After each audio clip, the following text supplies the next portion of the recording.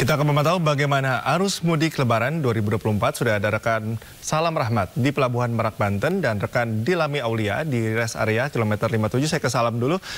Salam, tadi sudah ada beberapa langkah-langkah antisipasi yang dilakukan oleh pihak KSDP. Apakah dari pantauan Anda memang langkah tersebut terbukti cukup efektif? Lalu bagaimana gambar situasi di sana sekarang? Ya, selamat pagi Cikal dan juga pemirsa. Untuk situasi terkini arus lalu lintas di kawasan Pelabuhan Merak saat ini memang sudah terpantau padat merayap oleh kendaraan roda 4 ataupun juga bus penumpang yang memang mengangkut untuk menuju ke Pelabuhan Bakauheni Lampung dalam melakukan perjalanan mudiknya. Tentu berbeda situasinya kalau kita bandingkan dengan hari kemarin, yang memang pada hari kemarin ini merupakan titik awal dari peningkatan jumlah volume kendaraan. Lantaran untuk hari ini dan juga hari esok diprediksi akan menjadi puncak arus mudik Lebaran 2024 di Pelabuhan Merak. Di mana dapat kami informasikan juga kepada Anda, Cikal dan juga pemirsa, bahwa kalau kami bisa gambarkan kepada Anda, Cikal dan juga pemirsa, antrian kendaraan yang di belakang saya ini merupakan antrian kendaraan yang memang sudah cukup lama begitu untuk mengantri agar bisa masuk ke pelabuhan. Di mana dari informasi yang kami dapatkan juga, dan juga tadi kami juga sempat berbincang bersama dengan sejumlah penumpang yang akan menggunakan kapal feri menuju ke Pelabuhan Bakauheni Lampung. Ini memang mereka melakukan perjalanan mudiknya di malam hari tadi, dan mereka menemukan titik kemacetan dimulai dari gerbang tol Cikupa menuju hingga titik kemacetannya ini bahkan hingga di gerbang tol exit di Merak. Di mana dapat kami informasikan juga bahwa memang kalau dari informasi yang kami dapatkan juga dari sejumlah penumpang ini mengaku bahwasanya normalnya mereka ketika melakukan perjalanan mudik dari tol Jakarta menuju ke Merak ini berkisar antara 2 jam saja perjalanannya. Namun di titik arus mudik, puncak arus mudik pada hari ini mereka mengalami kemacetan yang cukup panjang. Bahkan untuk bisa menuju ke Pelabuhan Merak, mereka harus menempuh perjalanan kurang lebih 5 hingga 6 jam. Karena hingga di pintu keluar exit tol dari Pelabuhan Merak, saat ini memang sudah terpantau padat dan juga merayap begitu oleh kendaraan yang memang hendak melakukan perjalanan mudiknya. Di mana dapat kami informasikan juga bahwa dari pantauan kami di lapangan, ini memang mayoritas kendaraan yang melintas masih didominasi oleh kendaraan pribadi dengan plat B asal Jakarta, yang mayoritas kota tujuannya ini mengasar ke sejumlah provinsi yang ada di Pulau Sumatera, baik itu di Sumatera Barat ataupun juga di Provinsi Lampung.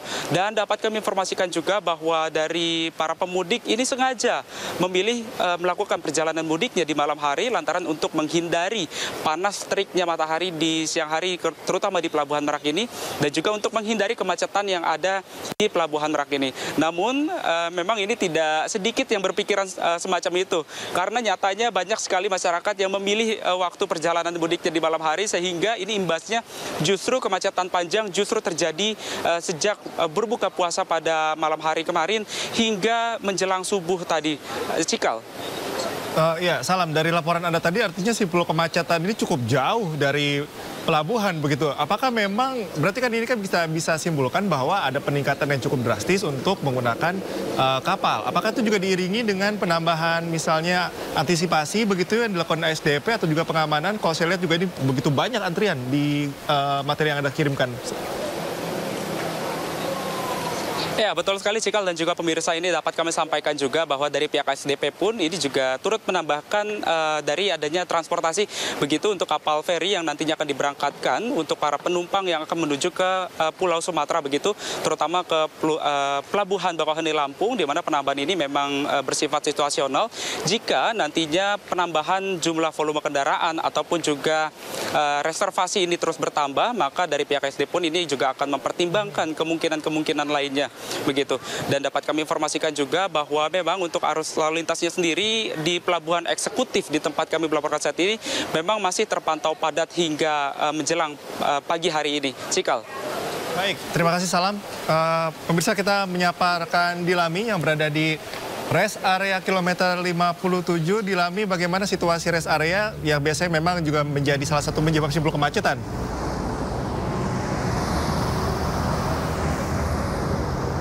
Ya, selamat pagi Cikal dan juga pemirsa, betul sekali. Ini saya sudah berada di kawasan ruas tol 57. Terlebih dahulu saya akan berbicara terkait dengan pantauan lalu lintas di sekitar sini, yang mana memang untuk kondisi lalu lintas normal lancar, yang mana memang untuk volume kendaraan ini signifikan meningkat, kiranya 50% dibandingkan hari kemarin, yang mana memang pada pagi hari ini kiranya ada 5.000 kendaraan kendaraan yang melintas per jamnya. Ini tentunya jauh meningkat signifikan dibandingkan hari sebelumnya atau hari normalnya yang hanya bisa mencapai 2.000 hingga 3.000 kendaraan saja.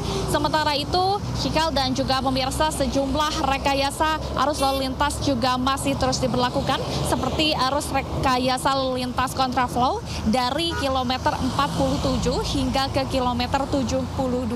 Kemudian untuk rekayasa arus lalu lintas one way juga masih terus diberlakukan dari kilometer 72 Cipali hingga ke kilometer 414 gerbang tol Kali Kangkung. Dan juga memang untuk jam macet begitu ya, ini memang ada di kiranya setelah waktu berbuka atau kira-kira di pukul 8 hingga 9 malam nanti.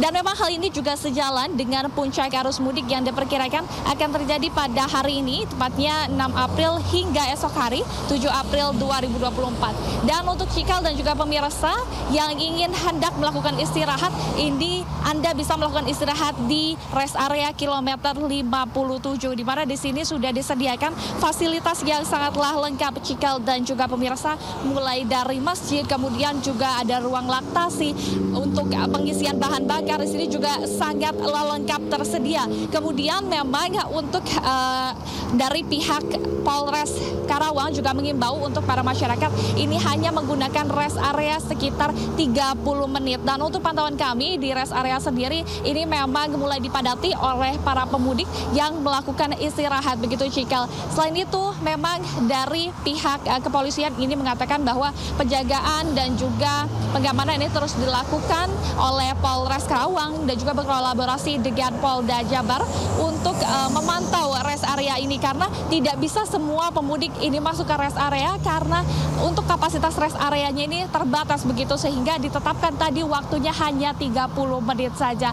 Selain itu, Cikal dan juga pemirsa memang dihimbau untuk para pemudik ini tentunya selalu menjaga stamina yang prima dan juga selalu mengecek kondisi kendaraan, terutama ini akan melakukan perjalanan mudik yang cukup panjang, karena untuk rest areanya sendiri hanya untuk rest area terdekatnya ini lumayan jauh, itu ada di kilometer 86 dan juga nanti ada di kilometer 102 untuk pemirsa yang ingin melakukan perjalanan ke tol Trans Jawa.